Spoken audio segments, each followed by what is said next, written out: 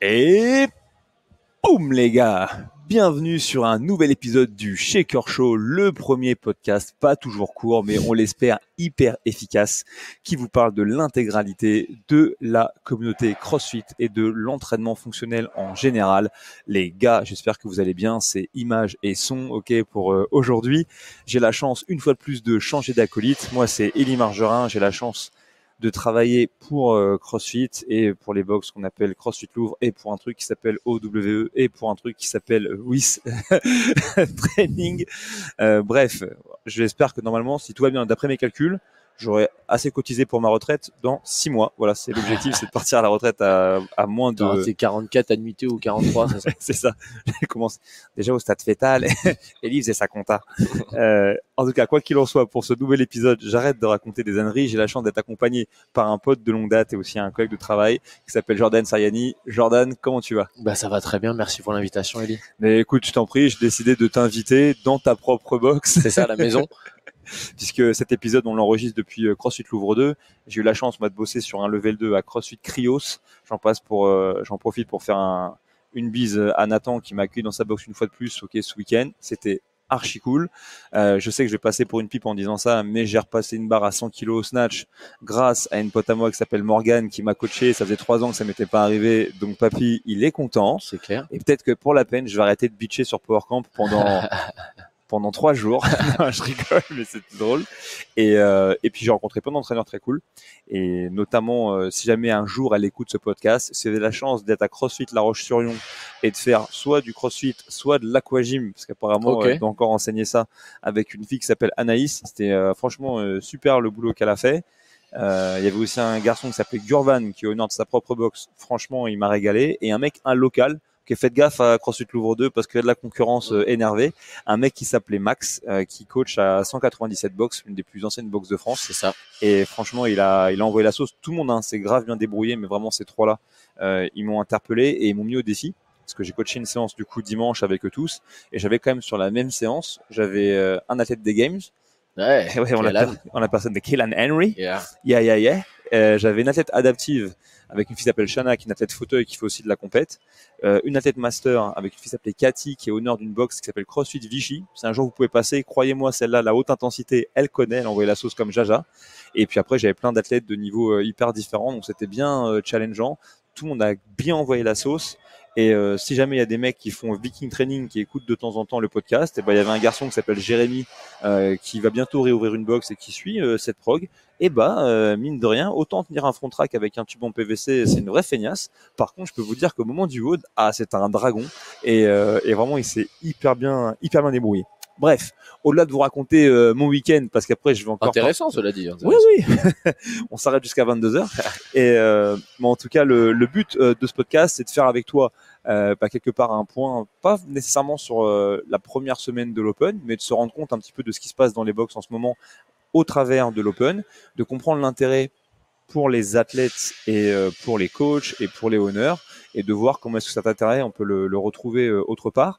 Mais avant ça, je voulais te laisser l'opportunité aussi de te présenter, parce que les gens ne le savent pas, mais tu es aujourd'hui l'un des principaux visages d'une compétition qu'on appelle le French Rodon. Et petite compétition locale. Un petit truc, une petite kermesse. Et donc voilà, donc tu dois maintenant remplir des chaussures et une veste, je le sais que trop, qui est bien large. Et donc je me disais aussi, tiens, c'est l'occasion de discuter avec toi et puis de te laisser envoyer la sauce. Carrément. Mais effectivement, coach de formation. La passion du CrossFit, elle est venue de là et qui a peu à peu glissé sur l'organisation du French. Alors l'année dernière, il y a un saint homme, Julian Festor, qui m'a pris un petit peu sous son aile comme ça et qui m'a avec qui on a travaillé de concert pour pouvoir faire cette édition 2022 qui était un peu particulière après 2 ans de Covid, après plein de choses, plein d'arrêts, plein de stops. Et à l'issue de cette édition, il m'a tendu le flambeau. Il m'a dit, écoute, grand, maintenant c'est parti, c'est pour toi. Donc on continue de travailler tous les deux sur l'organisation de cette belle compète. Encore quand je dis tous les deux, je pense que le podcast là aussi serait pas assez long pour énumérer toutes les personnes qui mettent un petit peu le doigt dans la machine et qui aident cette compétition à avancer. Mais voilà, donc je partage mon temps entre mon premier boulot de coach et ma première passion. Et l'organisation du French et de tout ce que ça implique. Ouais. Donc ça veut dire très poli de dire que ça fait à peu près 6 mois que le mec il dort pas et que plus ça va se rapprocher de l'échéance, moins il va pioncer. Mais en tout cas, on voulait en profiter de cet épisode aussi pour faire des grosses bises et un gros câlin notamment à Julian. On le dira jamais assez, hein, mais véritablement allez, pour être gentil, on va dire depuis 2015, mais en vérité depuis le jour 1, hein, depuis l'année 2013, mais véritablement à 100% depuis 2015.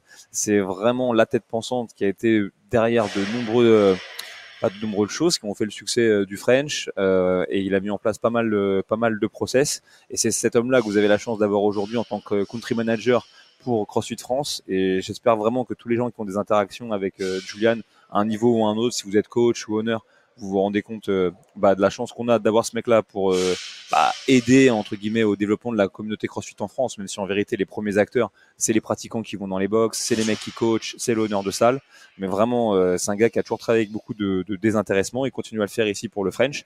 Mais effectivement, peut-être qu'il était temps que ce soit véritablement un monstre à deux têtes. Et voilà, c'est cadeau. C'est ça, exactement. c'est pour toi. Non, heureusement, il reste un consultant de luxe. Je pense que, alors en plus, c'est assez drôle parce que son prénom et celui de ma copine commencent par le même, Julia, et ça ressemble beaucoup. Et souvent, ouais, exactement, au big up. Et souvent, le pauvre, ou la pauvre, elle reçoit des messages destinés à l'un et l'autre, tu vois, donc c'est dangereux, ça. C'est très dangereux. Ça donne des moments assez cocasses, mais ouais, on passe beaucoup de temps ensemble, on s'appelle beaucoup, on s'écrit beaucoup, parce qu'effectivement, le bébé, c'est le sien, et c'est quelque chose, voilà, qu'il a envie de continuer à suivre, bien évidemment. Mais aujourd'hui, avec CrossFit France, ça a pris tellement d'ampleur, les box, tout ce qu'il y a à mettre encore en place pour développer le CrossFit en France. Voilà, il fallait malheureusement déléguer un petit peu là-dessus. En tout cas, malheureusement ou pas, heureusement, on est hyper content.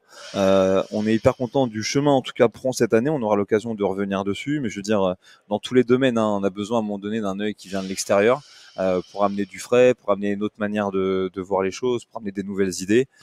Donc voilà. Donc je pense que vraiment cette année-là, 2023, du moins pour le French Rodon, qui signe quelque part le véritable 10e anniversaire de la compétition, c'est vraiment quelque chose aussi. Ça peut être aussi l'année du renouveau, de l'évolution, etc. Nous, on est à fond là-dedans.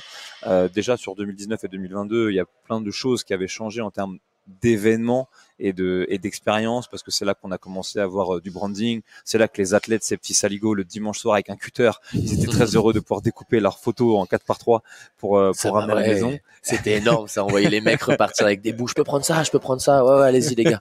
Allez-y. Faites-vous plaisir. Ah bah ouais. Je peux reprendre un sac poubelle aussi, parce que là, il y a la benne, elle dégueule. Ouais, non, exactement. C'est ça. Mais donc là-dessus, on est hyper content. Et bon, quoi qu'il en soit, avant de réembrayer, parce que vous l'avez compris, on parlera dans cet épisode du podcast sans doute un petit peu du French, c'est certain. Je voulais aussi qu'on discute un peu de l'Open et de cette première semaine, parce que si vous êtes des fidèles du Shaker Show, vous savez qu'à défaut d'avoir tout bon, ce retour du Ring Muscle Up est un truc que j'avais teasé, notamment reportez-vous à l'épisode du récap de la programmation de CrossFit du mois de janvier, en disant tiens, c'est marrant, il y a eu du Muscle Up plusieurs fois et sous toutes ses formes, il y a eu 30 Muscle Up for Time, etc. On n'en a jamais eu depuis le nouveau format en 3 semaines de l'Open, donc ce serait pas étonnant que ça arrive, mais je pensais, moi j'avais parié pour la 2e semaine. C'est vrai qu'un mouvement complexe comme ça dès la première semaine, on aurait pu se poser la question, mais finalement avant, tu vois, cet entraînement-là, je crois que c'était donc 14.4, si je dis pas de bêtises. Donc c'est un mouvement complexe qui arrivait au bout d'un certain temps, et c'était un peu la récompense, parce que mine de rien, sur WOD, quand tu commences, tu fais des mouvements simples, après ça t'y amène. Là, je crois qu'aujourd'hui, c'est toujours dans la même volonté de raconter une histoire. Ça reste finalement un WOD dans lequel, quand un athlète, on va dire intermédiaire ou intermédiaire plus, en vrai, en 14 minutes, tu as véritablement le temps d'aller au muscle up, et ça t'offre véritablement aussi la possibilité de tenter de montrer si tu es fort ou pas en CrossFit. Ceux qui ont passé leur level 1 ou qui ont peut-être lu le guide d'entraînement CrossFit le savent. Ce qu'on va définir comme étant la force en CrossFit, c'est la capacité d'utiliser ses muscles, mais pour réussir à réaliser différents types de tâches. Et donc, c'est là où c'est intéressant, c'est-à-dire que vous pouvez sortir par exemple disons des cleans en 10 minutes parce que j'en sais rien, moi, en termes de force vous n'avez pas de souci ni sur le toast to bar, ni sur le wall ball, ni sur les épaulés, et pour autant faire 0 muscle up. Et il y a un autre garçon à côté de vous qui peut lui être entre guillemets musculairement parlant moins fort, sortir en 13 minutes et avoir le temps de faire peut-être 1 ou 2 muscle-up et en fait vous mettre un boulevard au classement. Et donc on considérait qu'en tant qu'athlète de CrossFit, il est plus fort parce qu'il est capable de réaliser plus de tâches. Donc au final, c'est plutôt un bon vote pour remettre un petit peu le muscle-up dedans. Est-ce que tu as une idée sur les 2 dernières semaines de choses qui pourraient arriver au sein de l'Open? Bah là, c'est vrai qu'on peut se faire plein de choses. C'est vrai que j'ai écouté aussi tes podcasts là avec Mims et Gauthier. Et effectivement, le shuttle run, c'était vraiment. Nous, on a fait pas mal de sondages à la boxe, pas mal de sondages via le French aussi sur les mouvements qu'on souhaiterait voir ou qu'on pensait voir. Le shuttle run, effectivement, arrive favori des pronostics, mais qui avait pronostiqué ce premier WOD? Personne en fait.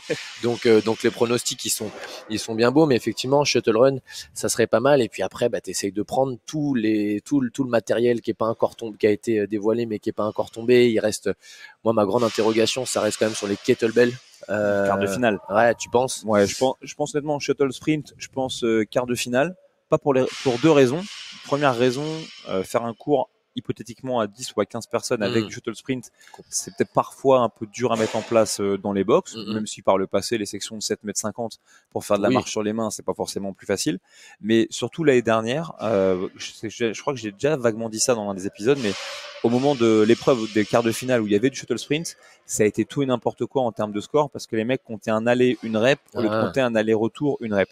Et c'est pour ça, dans le Judge Course, on en parle pas mal du shuttle sprint. Là-dessus, ouais. Et je pense que avant de, entre guillemets, risquer de le mettre dans un vote de l'Open qui va être fait de partout avec beaucoup de gens, ils vont attendre encore une année de plus de le mettre en quart de finale, que les coachs notamment et même les athlètes aient vraiment intégré qu'une rep c'est un aller-retour. On est des athlètes de CrossFit, ok, on n'est pas des génies, je fais pas de la mécanique quantique les gars, mais en tout cas voilà, que ce soit vraiment assimilé. Je serais pas surpris que l'année suivante ça en fasse partie parce que c'est une manière aussi très simple et très fondamentale de tester un peu le conditionnement des mecs et des filles.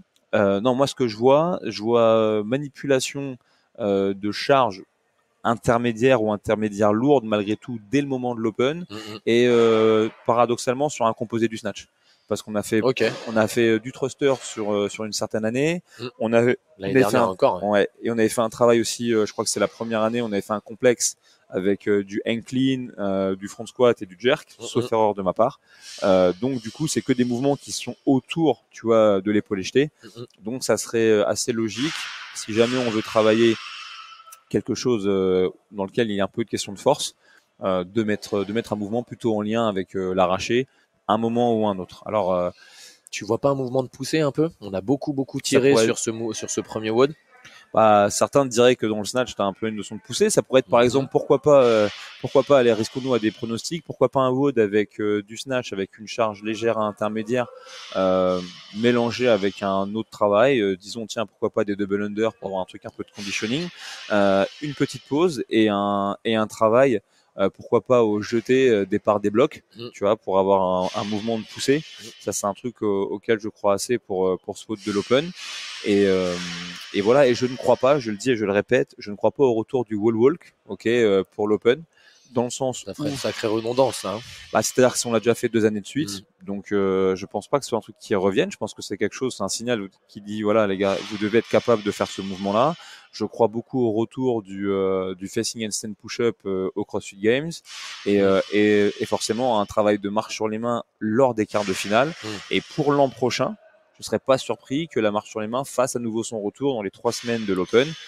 Peut-être pas les deux en même temps, et ring muscle up et marche sur les mains sur seulement 3 semaines, c'est un peu biaisé gymnastique. Sur les mouvements complexes, ça serait très très lourd. Ouais. Exactement. Et puis pareil, ce qui me fait dire aussi que on n'aura pas forcément un gros travail de lourd sur un mouvement type épaulé jeté, c'est que si vous gardez un œil sur la programmation de CrossFit.com en ce moment, et par exemple, donc on avait le 23.1. Peut-être un jour de récup si je dis pas de bêtises, mais peut-être que je me fourvoie. Et en tout cas, après on a fait thruster lourd, 5-5-3-3 1-1-1. Donc tranquille les gars avec l'épaulé jeté trop lourd, peut-être d'ici jeudi prochain. Et hier, on avait un WOD que je vous recommande. On en reparlera sans doute dans l'épisode sur le mois de février, mais ils ont sorti Cindy Triple X. Je sais pas si t'as vu. Non. Ouais, Myriam, elle a dit que si j'avais fait ce WOD, c'est parce qu'il y a marqué Triple X dedans. Et pour ceux qui ont l'esprit mal placé, j'imagine que c'est pour dire que je suis un peu fan de Vin Diesel. Exactement. malgré le fait que je trouve pas que ce soit le mec le plus viril du monde. Ça, c'est encore un autre sujet. Je te raconterai cette histoire. Et en tout cas, ouais, je fais une petite dérive là-dessus. Mais Cindy Triple X, les mecs et les filles, Tout le monde connaît Cindy, 5, 10, 15, pull-up, push-up, air squat.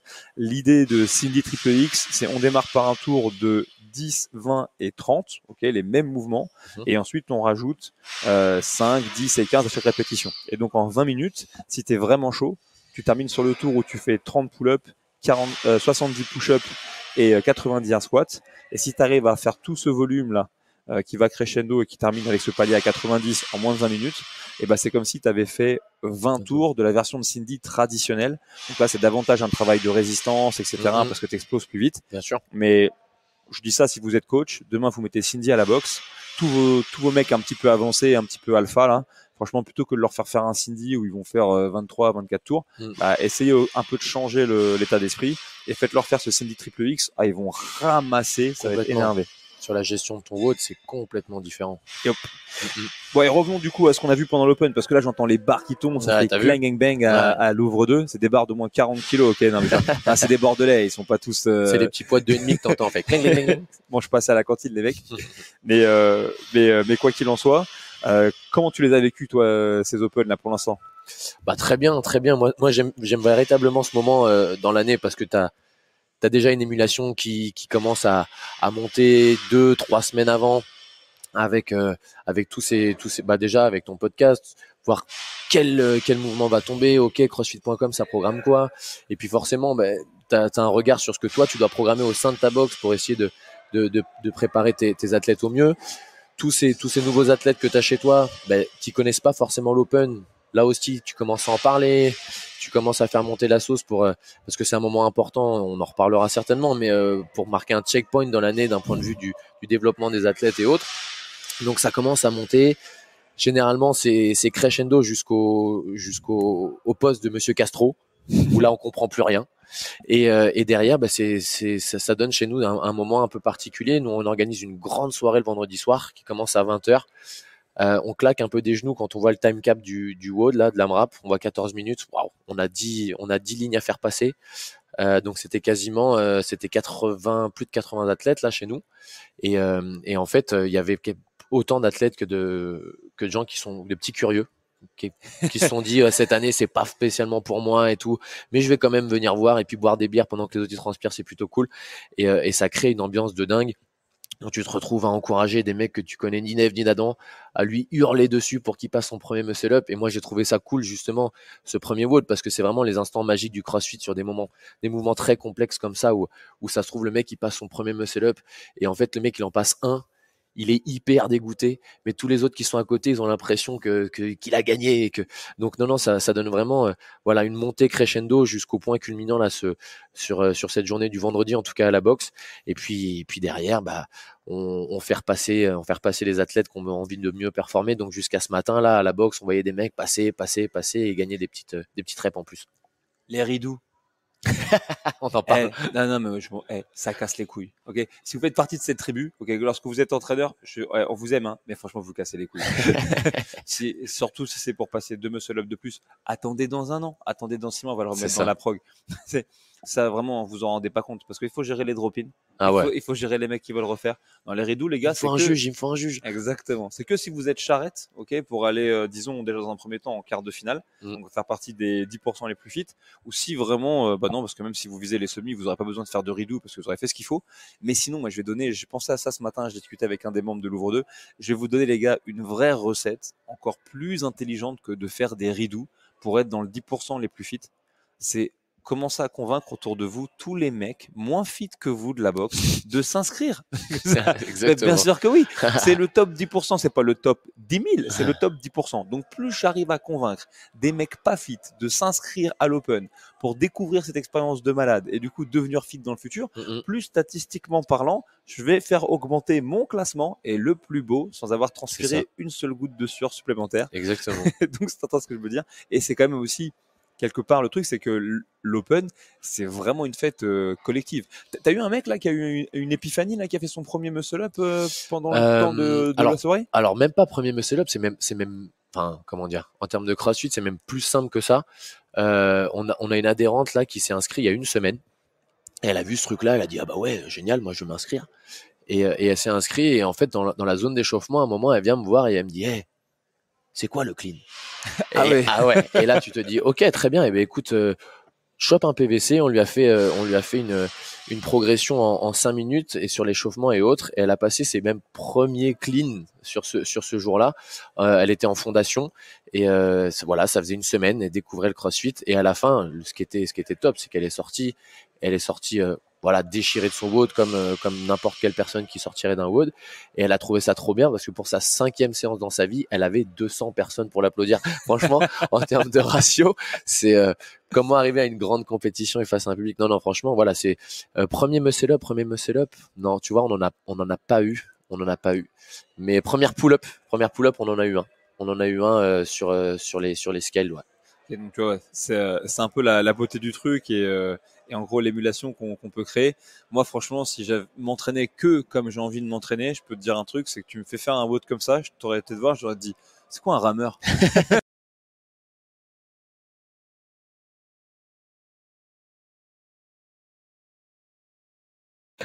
Bon, en plus, ça va que ça rase le sol, mais franchement, sinon, j'y vais pas. Ça m'aurait vraiment fait rire. En tout cas, ouais, c'est cool. C'est vraiment une histoire qui est top. Mm. Et ce qui est d'hyper intéressant, c'est que ça crée quand même des ancrages. C'est-à-dire que cet entraînement-là, par exemple, du moins dans sa version de 2014, moi, je racontais que lors de l'annonce des Hauts de l'Open, je me rappelle très bien de cet entraînement. Je me rappelle quand je l'ai fait, la frustration que j'ai eue de pas faire autant de muscle-up que ce que j'aurais aimé faire pendant qu'un de mes potes qui s'appelle Laurent Camps, et je te fais un gros bisou Laurent, même si je suis sûr que tu n'écoutes pas ce podcast, lui a été en mesure de retourner sur le rameur, et à l'époque, tu étais vraiment un extraterrestre quand tu faisais ça. Aussi me rappeler, je disais voilà le fait que je m'étais fait emboucaner parce que j'avais mal compté les reps voilà d'une de mes copines, Jess, si tu m'écoutes, voilà encore une fois toutes mes confuses et que j'avais été estomaqué par le niveau de Christian Galli avec qui je m'entraînais à l'époque. Ah ouais, qui lui, voilà, il avait fait le même score que moi de mémoire, peut-être même qu'il m'avait battu, et alors qu'il me rendait déjà 20 ans, tu vois, au compteur. Et d'ailleurs, si toi tu écoutes ce podcast, Christian, je te fais des gros bisous et je te souhaite plein de courage pour ton opération du coude. Tu vas voir, ils vont te mettre un coup dans l'adamantium, ça va vite être réparé. Et c'est hyper puissant. C'est hyper puissant parce que quand tu refais du coup ce type de WOD, notamment, soit tu progresses et dans ce cas-là, tu dis oh putain vraiment ce truc en fait ça marche. Soit même si tu fais un petit peu moins bien parce que personne ne gagne contre le temps. Je pense à un de mes potes en Italie là qui a fait un score un peu en dessous de ce qu'il avait fait il y a quelques années de ça. Et en vérité, tu te rends compte aussi à quel point tu as limité la casse parce que quand tu as 45 balais et que tu envoies encore des muscle up et pas par deux, du coup c'est très cool. Et ça direct. Ouais, j'espère bien. Et ça c'est hyper puissant. Et donc une nouvelle fois pour vous, si vous entendez parler de l'Open, peu importe entre guillemets quelle est votre position ou votre niveau, le fait de le faire, déjà ça vous met dans une situation où vous vivez des moments qui sont vraiment forts, donc qui vont vraiment s'ancrer dans votre tête. Ça peut vous permettre de passer un cap, ça peut vous permettre dans quelques années de vous rendre compte du niveau que vous avez acquis. Quand on est coach, c'est quand même un truc de fou parce que moi je dis souvent en rigolant, mais beaucoup de coachs se décrivent comme étant préparateurs physiques, tu vois. Et moi, ça me fait quand même doucement rigoler quand je dis, attendez les gars, préparateur physique, ça dépend. Quand tu es dans une box et que tu entraînes même une communauté de 200 à 300 personnes qui sont vraiment des gens du quotidien où tu te bats avec eux pour essayer de faire en sorte qu'ils fassent pas des deadlifts en mode canne à pêche à 50 kilos, ni des burpees sous la table, parce qu'ils avaient peur de se mettre debout. Je veux dire, on fait plein de choses très puissantes pour les gens, mais ce serait mentir ou manquer de respect au préparateur physique que dire que à ce moment-là, tu es un préparateur physique. Par contre, ce qui est très cool, tu disais, 5e séance de CrossFit, 200 personnes qui l'acclament. C'est fou. Et au moment de l'Open, il y a une espèce de bascule qui se passe où, sans être dans la préparation physique, tout le monde est un peu game on. Et en vrai, en tant que coach, là, c'est hyper, excuse-moi, comment je dois m'échauffer? Alors écoute, je vais te donner ce protocole d'échauffement, tu fais ça à tel pace, à tel truc. Ok, d'accord, t'as pas une stratégie pour l'entraînement? Et là, dans la relation coach-athlète, ça change complètement. Exactement. Et ça, vraiment, c'est cool et ça se fait d'une manière un peu légère et un peu saine.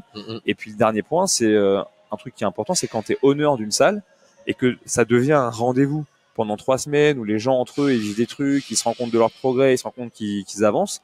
Quand même les gars, pour faire ce qu'on appelle de la rétention, ça donner aux gens l'envie de rester à la salle, c'est balèze quand même. C'est complètement. Nous on le voit d'autant plus que chaque année ça monte crescendo. Le premier vendredi, on est un peu frileux. Il y a que ceux qui connaissent vraiment l'Open qui viennent, qui s'inscrivent ou qui viennent regarder les autres. Il y a quelques curieux comme ça et semaine après semaine, alors on essaye de faire au mieux, hein. Des fois, ça nous arrivait de fermer la boxe à 1h, 2h du matin parce que t'as tellement de vagues qu'il faut que tu arrives à faire passer tout le monde. Ce qui est bien, c'est qu'au fur et à mesure des semaines, on voit de plus en plus de monde qui vient et qui s'inscrit en disant mais moi j'ai vu ce truc là la semaine dernière, là votre open là, mais ça c'est génial, moi je veux vivre un moment comme ça et je veux avoir mes potes qui ils me demandent même si leur famille peut venir les voir ou autre. Enfin c'est des trucs fous quoi, c'est vraiment des moments qui sont dingues. Par contre préparez-vous les gars, hein, c'est du miel et de la tisane le lendemain matin parce que vous avez plus de voix quoi. Ça c'est sûr. Ah ouais. Et après le truc c'est, je pense, c'est une fois que les gens ils ont goûté à ça, je pense que l'étape d'après c'est de trouver un moyen pour leur permettre peut-être aussi de revivre l'expérience. Et quand même, une nouvelle fois, je pense que aujourd'hui, grâce à la communauté CrossFit, son développement, etc., notamment en France, il y a plein de moments assez chouettes, sans péter les plombs, hein, mais il y a plein de moments assez chouettes, ponctuels, pour essayer de garder et de figer ça. L'open, pour moi, c'est vraiment le truc qui devrait concerner tout le monde parce qu'il y a tellement de versions possibles et puis chacun va y aller à son niveau. Moi, je l'ai dit, je veux être dans le top 10%, à minima des gens de ma classe d'âge. Et oui, parce que je suis dans une classe d'âge, malheureusement. Et si je peux, concrètement, bah voilà, même à tous les bipèdes entre 18 et 35 ans, ça me ferait vraiment plaisir. Et puis après, on peut se fixer d'autres objectifs, tu vois. Et puis en plus, le faire aussi avec au travers d'événements qui ont une histoire, tu vois. Je dis aujourd'hui, l'art de rien, dans ton année, en fonction de ce que tu as envie de faire, si tu as envie de te challenger et de revivre des moments un peu comme ça, si dans ta box, en plus, on te donne le moyen d'en faire vraiment un événement qui va toucher un peu tout le monde, bah, je sais pas, peut-être tu as envie de faire les qualifs des Marseille à un moment donné. C'est ça. D'ailleurs, hein, pour les dos argentés, je suis pas complètement fermé à tenter de faire une équipe en plus de 85. Donc, écoutez-moi bien, hein, si vous avez plus de 55 ans, okay, contactez-moi. Voilà. Si tu es blonde à forte poitrine, ça ne m'intéresse pas. Je cherche vraiment un monsieur de plus de 55 ans. Pourquoi pas les faire. Mais ça peut être aussi plein de compétitions comme je pense à l'Affiliate Battle, je pense au Lyon Showdown qui sont devenus un événement CrossFit là il y a peu. Je crois qu'il y a un autre event, je veux pas dire de bêtises, mais qui s'appelle les Méditerranéennes, qui est aussi devenu une compétition complètement entre guillemets officielle de CrossFit. Et je me dis tiens, les affiliates par exemple organisées par CrossFit Team depuis très longtemps, comme les Marseille Throwdown par CrossFit Massilia, ça peut être un truc, même si c'est à l'échelle dans un premier temps régional et qu'après bien sûr ça irradie sur toute la France, ça peut être cool. Et pour vivre ça et toujours voir ses progrès, toujours se challenger, toujours aussi faire vivre sa communauté, la faire tenir. C'est ça. Et puis soyons un petit peu biaisés, peut-être pourquoi pas en ligne de mire, tu vois, chaque année le French. Voilà, pas pour dire que des Open, bien sûr. Exactement, pas pour dire que c'est mieux que les autres compètes, mais en tout cas c'est pas pire. Et et que ça peut être vraiment un truc cool. Ça ferait 3 rendez-vous, tu vois, dans l'année. C'est ça. Et 3 rendez-vous dans l'année pour kiffer avant de partir ensuite en vacances, faire sa rentrée tranquille et puis repartir dans un nouveau schéma avec des objectifs. Et puis sauf erreur de ma part, en ce qui concerne le French en tout cas, je pense que c'est vraiment un enjeu que tu as eu toi cette année avec ton œil extérieur de dire ok, le French c'est une compète qui a eu un rayonnement et qui a un rayonnement à l'échelle internationale du fait que c'est un événement sanctionné pour aller se qualifier aux Games. Bien sûr. Mais je crois qu'aujourd'hui aussi le but c'est d'en faire quelque chose qui anime toutes les boxes de France. C'est quoi un peu ton idée sur ça? C'est ça. Bah en fait on le voit, hein, ça, le French touche énormément de pays en Europe. Moi j'ai été assez étonné de voir à quel point on pouvait toucher l'Espagne, l'Italie, même en termes de streaming. Toi qui connais bien ce côté-là, quand tu vois que la deuxième plus grande visibilité, elle se trouve à Madrid et la troisième à Rome, enfin après Paris, tu dis c'est quand même complètement dingue. Mais ce que j'ai essayé d'insuffler un petit peu là-dedans, moi comme beaucoup de sportifs avant, je viens du milieu fédéral. On a tous connu un sport qu'on a pratiqué jeune, avec lequel on a grandi. Et moi, malheureusement ou heureusement, non, ça dépend. J'ai fait partie de ces footeux, à qui on a filé des crampons à 5 ans. Et il y avait tu vois, c'est bête, mais ce rendez-vous de Coupe de France où tu avais le petit Pousset qui pouvait jouer contre le plus grand, etc., qui se retrouvait dans les mêmes stades. Et c'était des moments un peu magiques pour tous ces anonymes de pouvoir participer à des grandes compétitions comme ça. Et moi, ce que j'ai aimé au French quand je l'ai retrouvé, c'est de pouvoir croiser dans un même espace d'échauffement un mec qui serait capable d'aller aux Games, un mec qui serait capable juste de gagner la compétition de sa boxe, mais avec des niveaux complètement différents, et de partager ce même moment dans une même arène où ils passent dans les mêmes endroits et vivent la même expérience, peut-être avec des enjeux différents pour l'un ou pour l'autre, mais Voilà, et c'est justement cette accessibilité-là qu'il faudrait qu'on puisse amener au French et surtout perdurer. Le French s'est caractérisé par ça dès le démarrage. Il faut qu'on arrive à garder ça et à rendre tout ça le plus accessible possible, et justement pour pouvoir donner l'opportunité au honneur de toucher son groupe de compétiteurs s'il en a un, son groupe de débutants, ses intermédiaires, ses RX, ses teams pour des mecs qui aiment bien les sport co et qui aiment bien faire ça ensemble. Enfin, non, y a pas de problème. C'est ça, exactement. On est toujours mieux à plusieurs. Je parle que de CrossFit et donc voilà, c'est donner cette possibilité-là de toucher tous les types d'athlètes CrossFit via le French. Et ça sera un peu le cas, je pense, de toute façon, au travers maintenant des catégories, même si c'est vrai qu'au French, ça envoie un peu, mais véritablement, l'aventure, elle est ouverte à tous. Je crois aussi que cette année, dans le fait d'être un événement qui dure, voilà, moi, j'aime pas délivrer des secrets de polichinelle et arrêter d'essayer de me soudoyer avec des cagnottes litchi et des virements sur mon compte PayPal, eli@tribocoursetouff.com, sur la prog de cette année, parce que je ne la connais pas, mais je sais quand même qu'il y a une volonté de venir raconter à nouveau une histoire, de venir commencer à faire des liens avec des épreuves qui ont pu avoir lieu dans le passé. Et ça, non, mais ça, mine de rien, c'est cool pour ceux qui étaient là depuis la première heure, qui ont connu l'époque où ce soit la première année à l'INSEP, je raconte toujours ça, il y avait plus de mecs en train de faire de la compétition que de personnes dans le gradin. Peut-être des gens qui ont vécu des moments un peu forts. Moi, je serais vous, j'irais scroller un peu sur l'Instagram du French pour aller regarder un peu chaque année 2014, 2015 ou les highlights pour essayer de trouver un peu les épreuves, peut-être un petit peu d'indices de ce côté-là. Et puis je crois aussi qu'on a quand même la chance, une nouvelle fois, sans vouloir placer des pubs de manière trop grossière, mais je veux dire une nouvelle fois d'être soutenu par un certain nombre de partenaires depuis un paquet d'années. Et puis moi, j'ai vu passer 2-3 posts à nouveau là sur Instagram. T'as quand même des trucs qui sont faits par les partenaires pour, entre guillemets, bien sûr, animer un petit peu ce jeu de la qualif. Complètement. Juste pour terminer sur ce qu'on disait avant, on l'a encore plus ouvert cette année. C'est aussi la nouveauté. C'est l'apparition des Team Scaled qui vont arriver et qui vont vraiment permettre à toutes celles et ceux qui pensent pas encore pouvoir y aller tout seuls de se faire une place au sein de la compétition et pouvoir se challenger là-dessus. Et effectivement, pour aider à tout ça, les partenaires sont présents. On a la chance de pouvoir compter des partenaires qui nous suivent dans la durée. Je vais en citer quelques-uns, mais Cocorico, GoWood, notamment, on est obligé. Rogue également, NutriPure depuis 2 ans, Compex, Fitted, Incept, bref, la liste est longue mais ne change pas. Généralement, le manque de turnover sur ce genre de petites choses est plutôt un signe positif, et ça sera le cas. Et cette année, ce qu'on a vraiment souhaité faire, c'est de remercier les honneurs. On s'est dit, ok, en voyant tous ces mecs, t'en as parlé tout à l'heure, revenir avec un bout du French chez eux. Tu vois, ce petit bout de clôture, ce petit bout de branding, etc., ou leur tête sur un visuel, c'était de pouvoir directement là aussi aller chez eux, de mettre un petit peu de French chez eux, et les partenaires vont nous aider pour pouvoir remercier toutes celles et ceux qui font vivre l'événement en fait. Parce que sans les honneurs, sans les coachs, sans tous ces athlètes-là, il y aurait 0 participant au French. Donc c'est de les aider avec des petites attentions. C'est pas grand-chose, mais c'est à partir par exemple de 10 athlètes inscrits dans votre box, vous avez un premier petit cadeau offert par un partenaire. Dès que je passe 15 inscriptions, un deuxième, 20, un troisième, et ça monte comme ça jusqu'à 25 inscrits.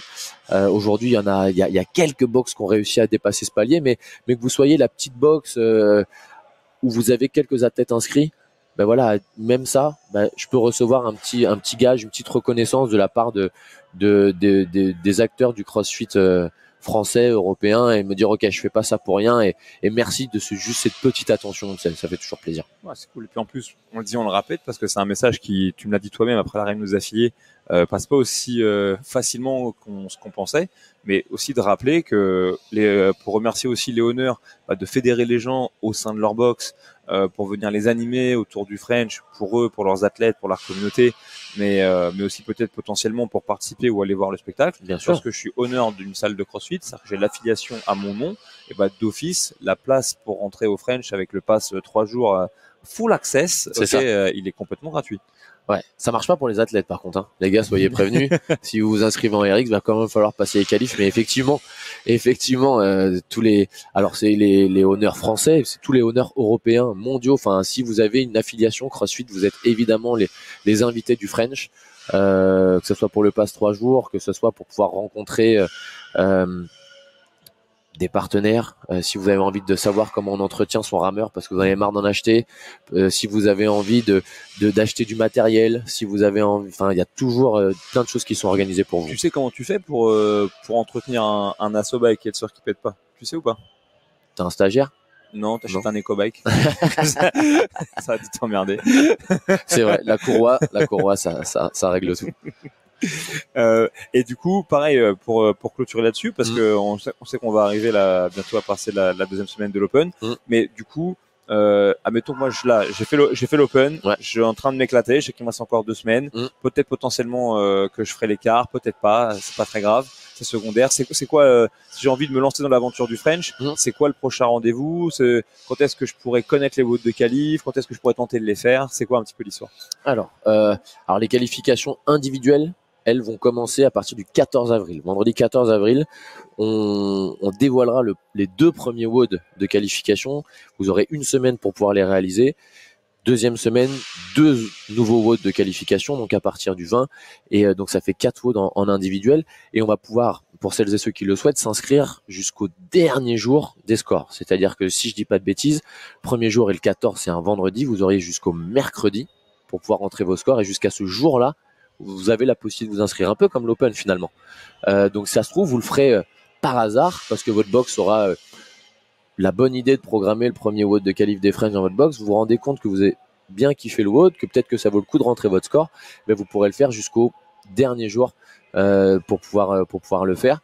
Donc franchement, voilà, ça commence à partir du 14. On dévoilera ça vraiment le soir du 14, pas avant. Est-ce qu'on fera comme Castron, on balancera des petits indices et tout, on sait pas, on n'a pas son talent pour le teasing comme ça, mais voilà, et les équipes elles arriveront juste après la semaine suivante à partir du 28. Donc là aussi, s'il y en a qui ont envie de tenter leur chance en individuel et que malheureusement pour cette année ça passe pas, mais vous savez que vous avez 3 coéquipiers qui arrachent le bitume et avec lesquels vous êtes capable de faire quelque chose, vous pourrez aussi tenter votre chance en équipe derrière si vous le souhaitez. Donc ça vous donne voilà, vous n'avez pas à choisir en fait. Vous pouvez faire les deux, indiv ou équipe, sans que ça vienne empiéter sur votre entraînement sur la même semaine. Écoute, ça me paraît pas mal cette petite affaire là. En tout cas, ça me donne envie. Et puis je sais aussi de sources quasi sûres qu'il y aura 2-3 petites surprises pour annoncer ces votes de qualif si tout va bien. Ouais, j'espère. Donc si tu cherches un mec d'ailleurs pour faire des commentaires, je dis ça comme ça. Je traîne dans les parages. T'as un micro? Ouais, j'ai 2-3 micros et une magnifique banane façon sac de pêche. C'est vraiment là, j'augmente la qualité de mon game, c'est incroyable. C'est ça. Au moins, je mets des t-shirts vaguement blancs, c'est déjà ça. En tout cas, écoute, on arrive quasiment à la fin de cet épisode. On a une tradition un petit peu dans le cadre du Shaker Show, c'est qu'à la fin de chaque épisode, on essaie un peu de faire des recommandations. Donc j'aimerais qu'on fasse un jeu, j'aimerais que tu fasses une recommandation. Ça peut être en lien avec le CrossFit, ça peut être un truc culturel, ça peut être un truc de cinéma, ce que tu veux, et en même temps que tu rajoutes un pronostic, ok, peut-être pour le 23.2, juste pour le fun. Ok, alors une recommandation, tu me prends de court, c'est ça, tu m'avais pas prévenu. Une petite recommandation. Elle sera plutôt cinématographique en ce moment. Pour tout vous dire, je révise le L3, donc j'ai les yeux qui piquent. Maintenant, j'ai besoin de me relaxer un petit peu. Franchement, je vais pas faire. Ça va pas être hyper original, mais Avatar, s'il est toujours au cinéma, allez le voir. Moi, je me rappelle, c'était un film que j'avais vu 3 fois au cinéma quand j'étais gosse. Ça m'avait scotché. Et là, j'ai eu l'impression de prendre la voiture à remonter dans le temps et j'étais propulsé dans mon siège avec une espèce de Madeleine de Proust pour tous ceux qui aiment la SF et qu'on grandit dans ces années-là. Donc vraiment allez le voir. Si vous avez des petiots, prenez-les avec vous et montrez-leur. C'est juste une belle histoire à montrer. Et derrière le pronostic, ce que j'aimerais bien voir, franchement. Alors moi avec mon corps de phasme, j'aime plutôt les trucs longs. Donc là, c'est vrai qu'on a eu un AMRAP 14. Je doute qu'on ait quelque chose de plus long, mais un AMRAP 20 avec de la dumbbell, avec de la boxe. Par exemple, t'as parlé de snatch tout à l'heure. Tu vois, moi j'aurais mis un dumbbell clean and jerk. Ok. Un double Ouais, clean pour and varier. jerk. Ouais, je suis Ouais, d'accord. exactement. Il y a eu du snatch l'année dernière, donc double clean and jerk avec avec des box jump over. Et ouais, je voudrais, il y a quelque chose de long comme ça sur un doublé, c'est quelque chose qui me botterait bien. Ok, très bien. On prend. À mon tour, du coup, pour conclure le podcast. Alors, en termes de recommandations culturelles, j'en ai deux pour vous. La première, c'est un truc qui se lit. Ça s'appelle Atomic Habits. Et ouais, moi, quand j'ai commandé un bouquin sur les bits atomiques, je m'attendais pas du tout à ça. Il y a même pas de schéma, il y a rien du tout. Mais en tout cas, c'est un bouquin qui peut vous sensibiliser sur les habitudes conscientes ou inconscientes qu'on a, comment s'en créer des bonnes, comment se débarrasser des mauvaises. Quelques concepts de départ. Concept numéro 1, en fait, se créer des habitudes ou se débarrasser des mauvaises, ça dépend beaucoup de qui tu as envie de devenir ou qui tu aimerais être. Et donc, en fonction de ça, des fois, tu peux dire, ok, bah, si j'ai envie de tendre vers ce type de personnalité, bah, c'est peut-être pas ça que je devrais faire. Ça, c'est cool.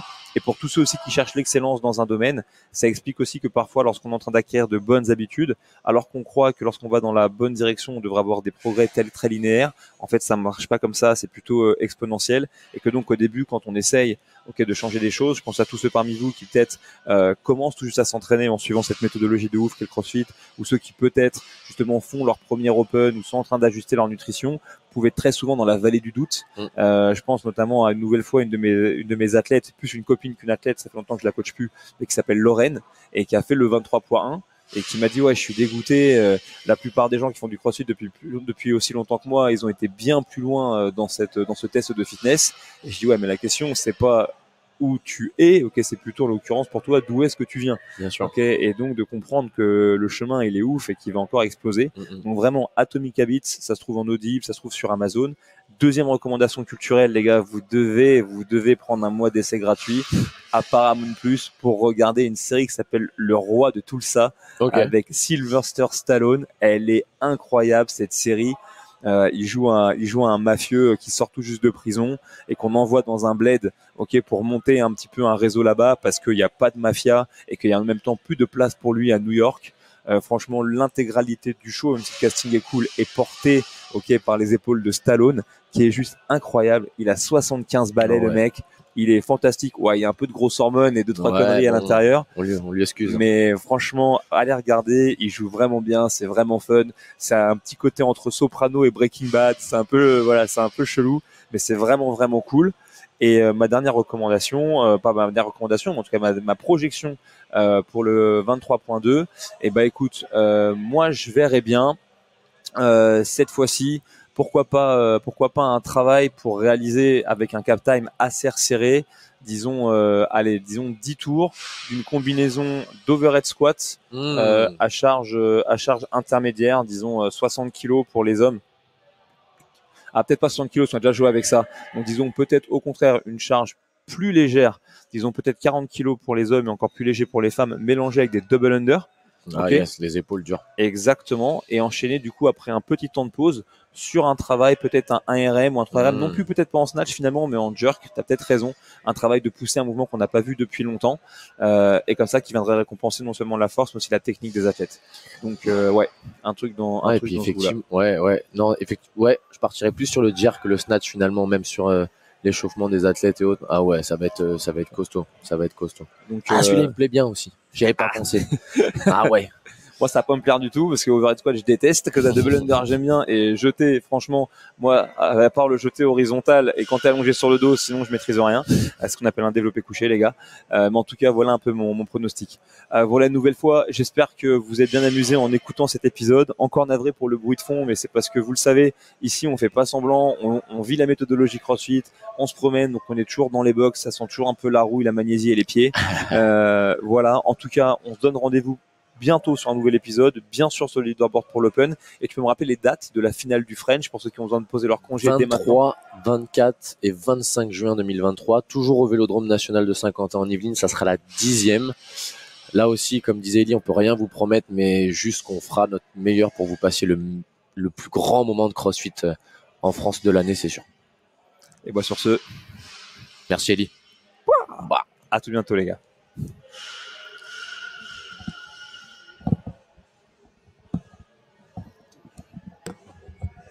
Ça passe vite quand tu racontes des conneries.